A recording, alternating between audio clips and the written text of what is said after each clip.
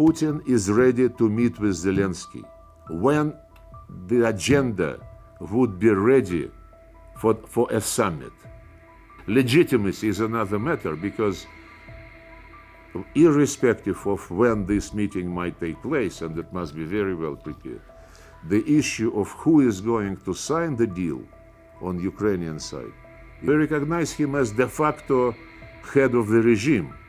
And in this capacity, we are ready to meet with him.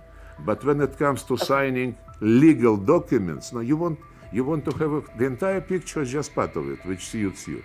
When we come to a stage when you have to sign documents, we would need a very clear understanding by everybody that the person who is signing is legitimate. And according to the Ukrainian constitution, Mr. Zelensky is not at the moment. Russian Foreign Minister Sergey Lavrov said that Russian President Vladimir Putin cannot sign a peace deal with his Ukrainian counterpart, Volodymyr Zelensky. Lavrov, in an interview with NBC's Meet the Press, said that Moscow views the Ukrainian president as illegitimate and not a valid counterpart. He stressed that no meeting is planned, adding that Russia requires a presidential agenda before talks can even begin.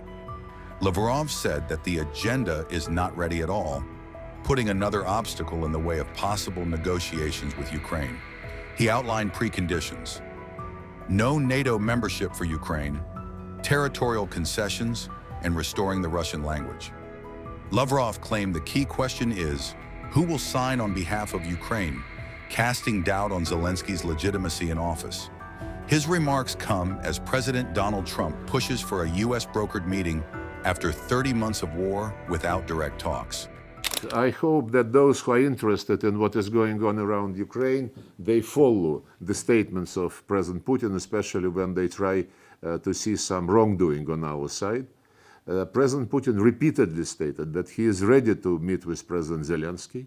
And actually yesterday at my press conference after my meeting with the Minister of India, I repeated this, that he is ready to meet with President Zelensky, provided this meeting is really going to decide something.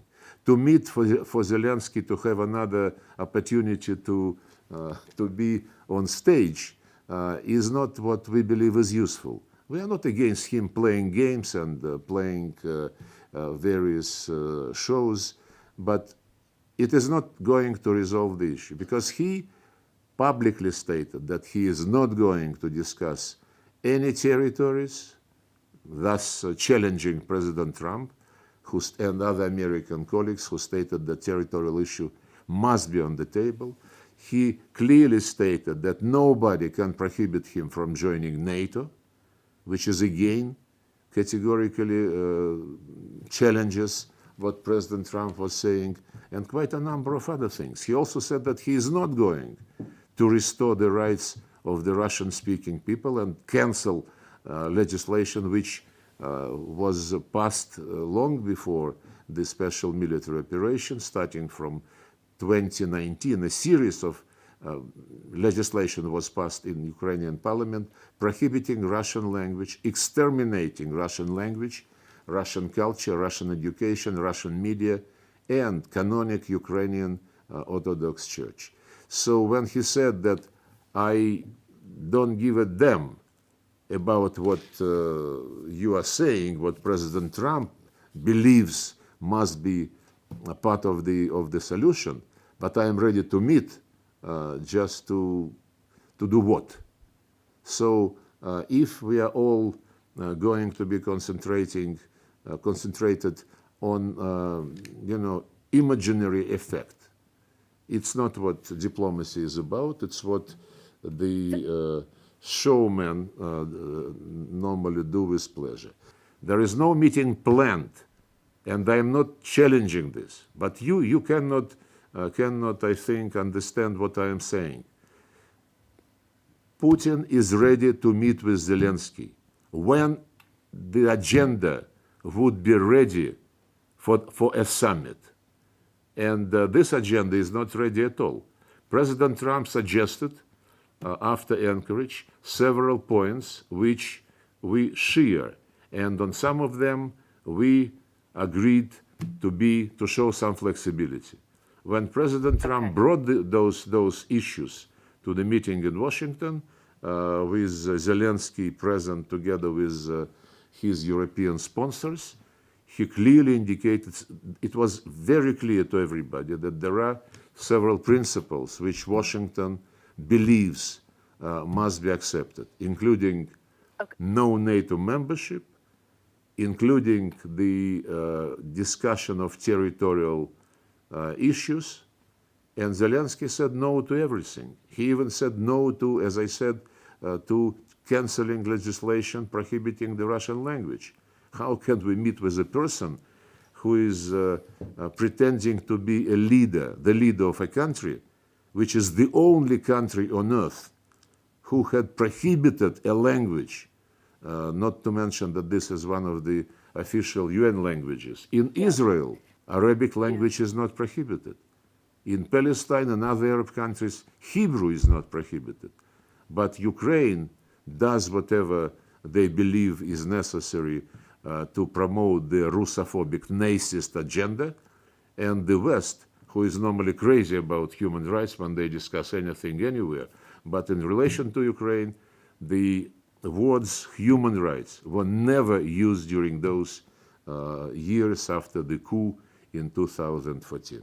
No, we cannot meet just for him to have a picture and to say that now I am legitimate. Legitimacy is another matter, because irrespective of when this meeting might take place, and it must be very well prepared, the issue of who is going to sign the deal on Ukrainian side, we recognize him as de facto head of the regime. And in this capacity, we are ready to meet with him. But when it comes to signing legal documents, now you want to have the entire picture, just part of it, which suits you. When we come to a stage when you have to sign documents, we would need a very clear understanding by everybody that the person who is signing is legitimate. And according to the Ukrainian constitution, Mr. Zelensky is not at the moment. Well, I would not go in this semantic, exercise.